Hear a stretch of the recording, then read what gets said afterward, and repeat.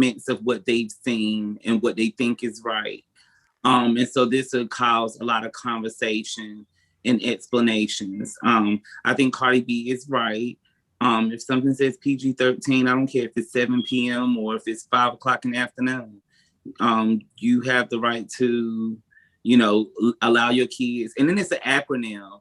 So it's like my mama and daddy, they used to say Wilma Jeans around me. I did not know what the fuck Wilma Jeans was. They're like, you know what that boy, like he got Wilma Jeans. I didn't know what the fuck they was talking about. It wasn't until I got much later that I understood what they were saying. But the thing is, like, if you haven't broke it down for your kids what WAP is, they're gonna just think it's like WAP, bam, boom, like some shit from a comic book. You see, you break it down and you like, shut up. What you know about some WAP? What's WAP, mom? And now you telling them what it is. Like, most of the time, kids are so naive or whatever, like, they don't know. We sexualize kids. We do that foolishness. But Wilma Jeans. Tell me what that means. Right, because I was asking too. What does it mean, Yuri? What? No, Wilma Jeans. You said your parents used to say Wilma Jeans. What is that? Like he has the genes of a woman. Oh. Oh, okay. Yikes. Okay. Wow. That's how they said it was gay. They would say it's Wilma Jeans. Yeah, instead of calling somebody gay, they'd be like, "Oh, that boy got Wilma Jeans." we are live, so you guys know. Yeah, wow. So I think kids are very naive, like and they're gonna ask questions, but like when I asked my mom and daddy about it, they was like, you keep watching the Flintstones, you'll figure it out. They left me to my curiosity. Wow. But yeah, I think we put our children in, spaces where it's uncomfortable and questions are asked or whatever.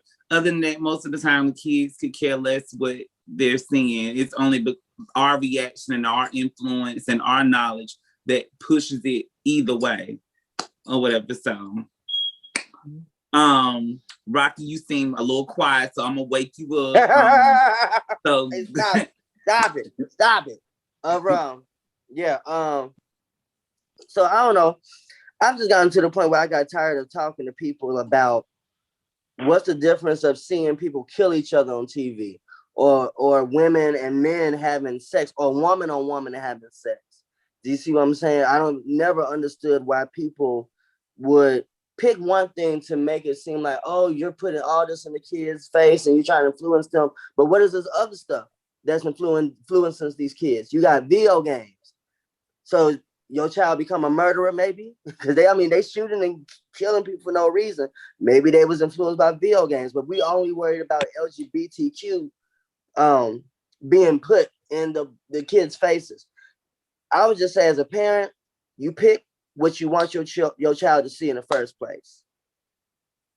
And then on top of that, you just kind of, you decide as the parent what you want to tell them, how much you want to tell them, what you want them to know. But the kids don't be like me when I was raised. Like when I was growing up, like I was sheltered about a lot of stuff. And then as I got older, I started realizing like, oh wow, okay, this is what it is. Now it's just like, man, Yeah. Don't totally shelter your kids. Teach them some stuff. You know what I mean? But you can still decide what you want to, put out for your child. Because hey, everybody got a different way of raising. So and I don't like they making such a big deal when it's like people like Usher and R. Kelly and all these people who damn near be banging girls out on stage. Like nobody don't be mad. Trey Songz put his head between a girl's legs and like he eating her coop. But the moment that a woman takes control of her sexuality, it's like, ooh, she being a stripper. And it's like, y'all, like the men can bring out girls in thongs and they can shake their ass, but it'd be okay. But the moment a woman takes control and say, I'm gonna do it for me, it's like a problem. But yeah, I feel like Mikey is pretty much on the same wave I am. So I'm gonna go ahead and get a response from you. So the first thing that I want to say that I heard when the question was read is that something that you saw can make you a homosexual. If that's the case, then I would be a heterosexual because that's all that I ever consumed when I was a kid. And there was no, you know what I'm saying? There was nothing on television that even reeked of homosexuality besides Philadelphia, To Wong Fu, and a couple other choice movies that were out when I was a kid. I might be aging myself, but mind the business. However, I just don't understand how people can fix their lips to say anything about that performance when, like you said, Yuri, I've seen music videos, rap performances with nothing but a legion of girls shaking their ass, you know, and it's okay. Now I will say this, and this is not me trying to say anything is wrong with what they did, but I don't think that was an appropriate performance for the Grammys. I don't think that you should be performing WAP at the Grammys. I don't think that that's a Grammy-worthy performance. I think that if you're going to perform at the Grammys, then you should do something different. I don't know. I mean, me personally, I was like, oh, okay. Like, I wasn't like, you know, I wasn't like, oh my God, this is inappropriate. But I just, as an artist in my mind, I don't know if I would have done that. I don't know if I would have made. Well, you wouldn't perform that during the Super Bowl. You know what I mean? Certain songs you don't. These songs. No, they should have done it at the NAACP award.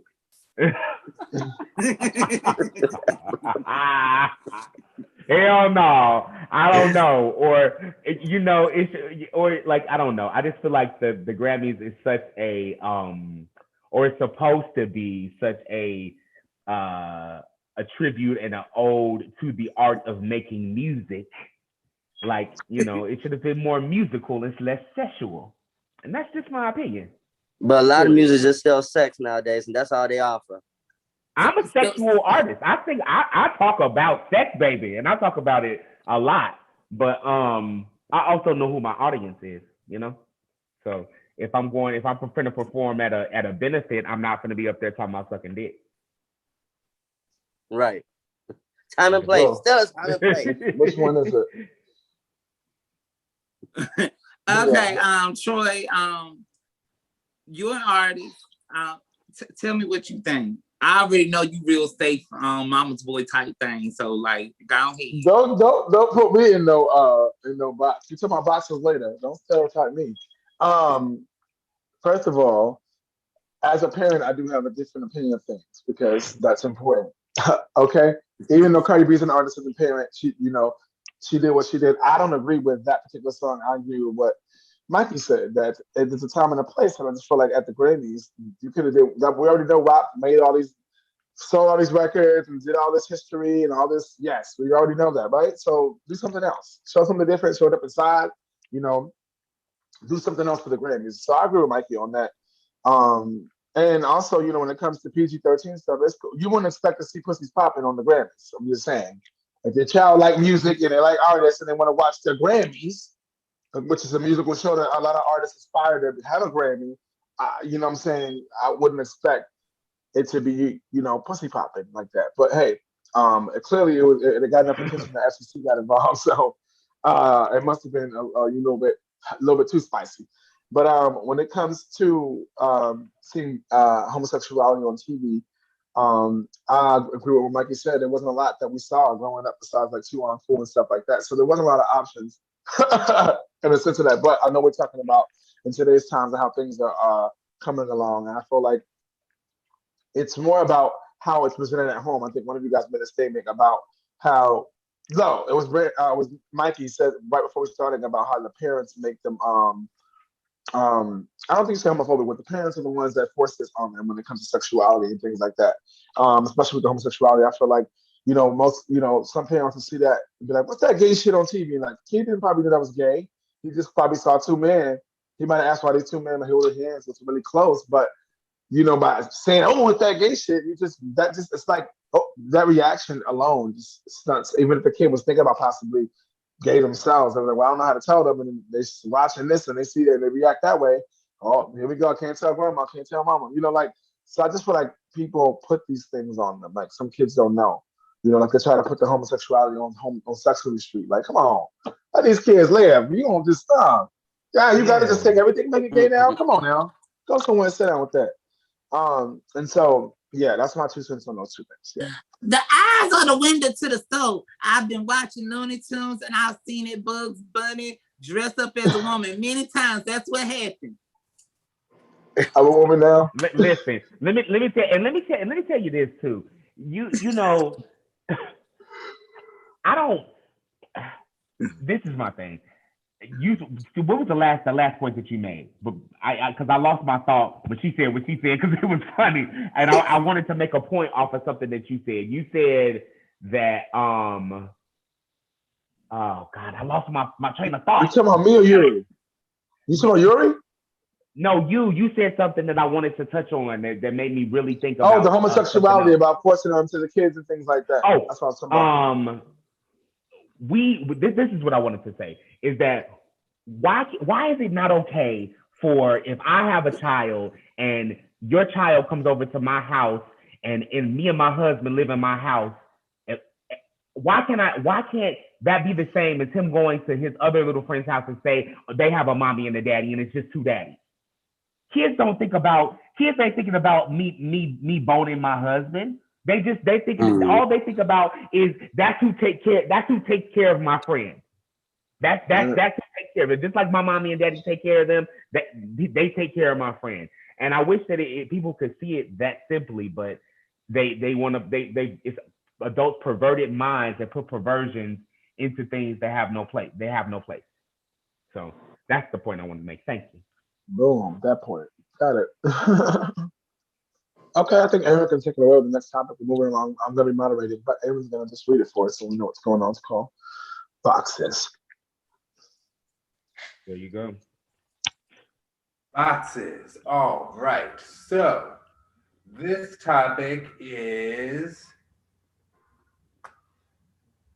everything is slow today, people. That's okay, though. Somebody left and is coming back. Oh, we lost Troy. Great. All right. So, boxes.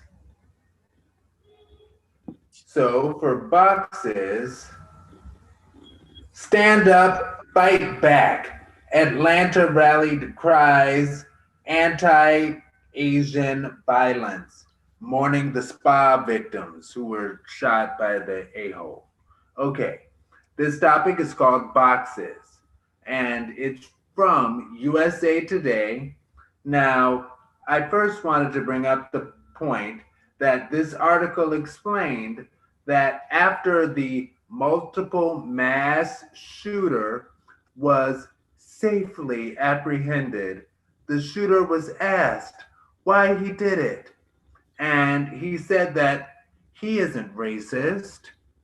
Okay, so the Stop Asian Hate movement gains greater traction with yet another mass shooter a-hole, this time in Atlanta. And he shot up multiple Asian spas. Now, Aaron Mack connected this horrific occurrence with the nameless a-holes who shot up faith centers during service. Now, enough is enough. How can we all see each other as equally human and equally worthy? You know, when Aaron Mack finds himself ready to put someone in a stereotype box, he will often focus on a trait that they share. Maybe glasses, maybe facial hair, maybe speech pattern, maybe corniness. I'm a corny guy. Now, in his mind, whatever the thing, he makes that thing very meaningful during their interaction, and it makes their interaction even more beautifully fair and balanced. Now, what techniques might you recommend to limit negative stereotyping? And what do you actually do? And this Ooh, goes ooh, to ooh, ooh, Troy. me. Take it away. Awesome. Ooh, ooh, me, pick me. Um, first and foremost, like I feel like when it comes to stereotyping, we all stereotype people, no matter we choose to or not. But there are ways to make different, to make different areas. So for me, I use, I'm an extrovert person, so I always look at introvert, extrovert because I feel like for me, it tells a lot about a person. And it also lets me know if I'm, how the vibe's gonna be. If they're introvert, they're not gonna talk. They're not, really personable. And it's like I'm gonna have to, lead the conversation, and even with groups, and because I ultimately know that people can feel insecure about anything. Like if you try to group people with smiles or group people with height, it's always gonna be something that people are insecure about and makes some people feel some type of way. So I use things that are not negative. So I said, introvert, extrovert. Some people just who they are, right? Um, in all reality, and also too, outside of introvert and extrovert, it's ultimately to how engaging they are. So some people may not be extrovert, but they're engaged in what you're talking about, like in general, and so for me, I think it's based on the conversation and how you can deal with people. So I like to look at their if they're introvert, extrovert, and their personality, how engaging they are. Instead of looking at if they're tall, short, black, white, gay, straight, all those things. I just try to, just connect with people on different levels, especially being an event host. I connect with people all the time, and if people are introverts, you know, I already know how things are gonna move when I make things move. So if you're in my friend circle, you're an introvert. I know all my friends that were the introvert, extrovert, personality traits. I know everything about the people in my circle, so that when I need to make moves or something happen, I already know what triggers them, things like that. I think it's important to think about those things. So yeah, so that's my 2 cents on that. But I'm gonna go to Miss Yuri G on this one. Talk to me, Miss Yuri G. Do you have any techniques that you use to overcome negative stereotyping? And actually, what do you do? Um, I just don't get involved in stereotyping. I think it's because I've been around every kind of person possible. Um, I've lived in multiple cities, went to different schools. Because my dad was in the Air Force, and at that time it wasn't a lot of mechanics who could work on planes. And my dad was one of them. So we got the opportunity to, here and there, and I learned how to make friends with all types of people.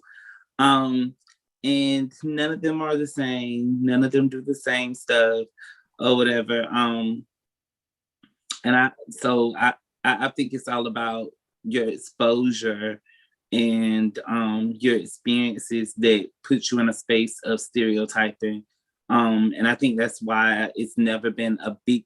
But the only thing that did, get me was as growing up, because so many other people always expected a level of sexual prowess and size when when I was gay. Um, I didn't feel like I met those standards because it's like black is so big and they just and it's like that wasn't me. So it was like maybe I don't fit in.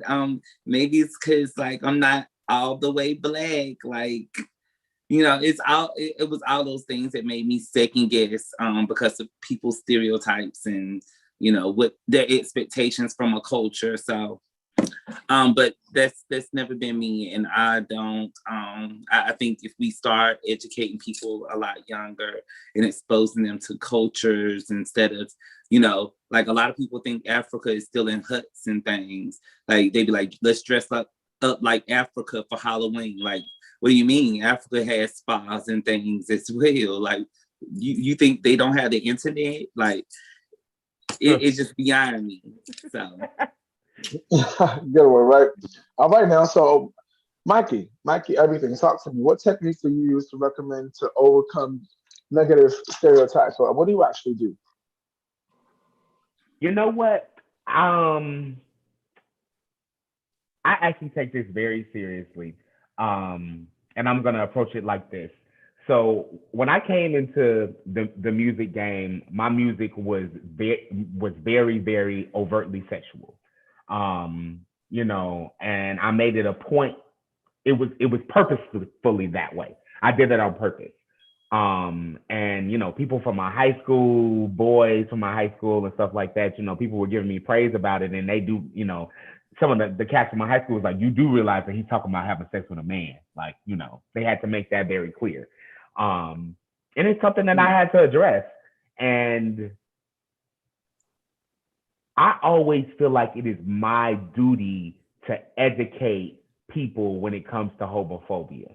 Now, I'm not about to educate white people about black people. I'm not about to do that. That's what I won't do. But I will educate an ignorant hetero about their language, about their thought process, about all of that, because I feel like it's my duty. And I feel like not enough black men take it as their duty. Not enough black men, a lot of black men are bogged down with the weight of having to carry being a black gay man, that they just don't have the space for that. But I feel like I've matured, and I'm secure in that way, so I can attack that, and I take it as my duty. So that's what I do. Well, hello, somebody has to do it now. So nothing wrong with that. Talk about it. Talk about it. Talk about it. Somebody got to do it. You got to stand up for something or fall for anything. So I totally understand. So Rocky, talk to me when it comes to. Do you have any recommendations to overcome negative stereotyping, or tell us actually what do you do? I always ask people, you just can never just assume. I mean, I have my thoughts about certain groups of people or whatever, but you can never assume. So you always have to be open-minded to learn about other people. I'll give you one that irks me. If I have a group of girls that's around me, you know what I mean, and I'm like at a bar, you know what I mean, bunch of straight guys there, whatever, and they automatically just like, hey man, you know, I know you hidden that and all this other stuff, and I'm just like, okay, you see a dude with a disability, but do you ever? I don't think a lot of people think with people with disabilities have sexualities. They must not think they have a sex life. So fighting that stereotype every day where people just automatically just think, oh, well, he got a whole bunch of girls around him. I know he fucking on one of them bitches, hoes, or whatever they say. You know what I'm saying? And there was one time I had to check a guy. I was just like, bro, that's just, you know, she like my places, you know, we tight, we cool, and this and that. Where he was like, oh, well, this and that, whatever. And I'm like, bro, I'm gay. He was just like, oh, I fucks with the LGBT. You know, it was just like, automatically put me in that box. I'm like, I had no problem being myself, but, you know. Gotcha. Wow. Well, sometimes you gotta, tell people what it is. Okay, now. Well, yes, that was our hummus tea.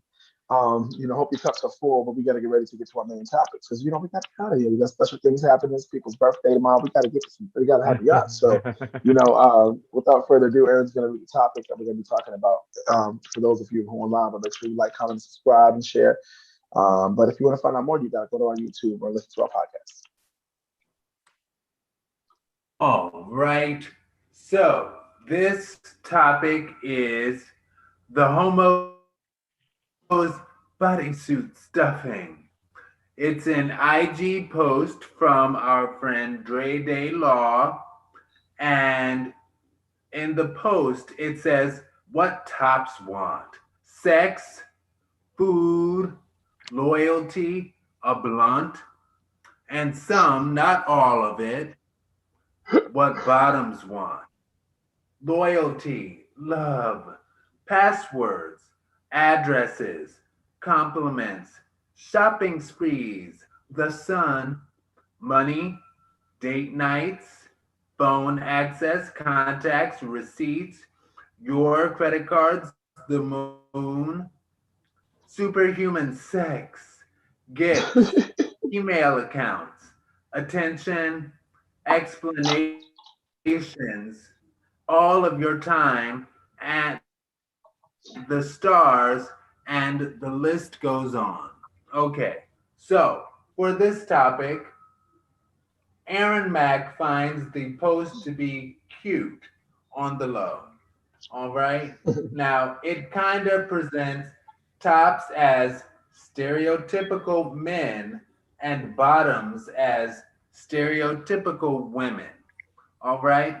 In some instances, it's cute to stuff homosexuality into the bodysuit of heteronormativity. And this might be my conservative traditional side showing, but you know, it is what it is. Now, to Aaron Mack, a self proclaimed bottom, half of the things on that list don't really interest him at all. And at 37 years old, he simply thinks it's cute. Now, he does acknowledge that if he was 19 years old when he entered the homosexual dating world, in learning how to actually live homosexual, he possibly would have received it as playfully prescriptive and subconsciously worked to mold his preferences to fit the list. For example, I think that I'm a bottom, so I think that I should have interest in these things. All right. Now, what might be some perceived benefits? What might be some perceived detriments to occasionally fitting the bodysuit of heteronormativity on homosexuality, and why? And we're pursuing both sides of the discussion. Rocky, take action. That's me. Take it away. That's me. All right, you guys. So my personal view on it. I guess I'll show y'all how toxic and how twisted I am. I don't give a fuck what y'all think. You're Sagittarius. We already know. Fire, baby. Ready? No. Side eye. Right, Yuri, that face. That exact face right there. That's the whole face. That's the whole move right there. That is exactly that.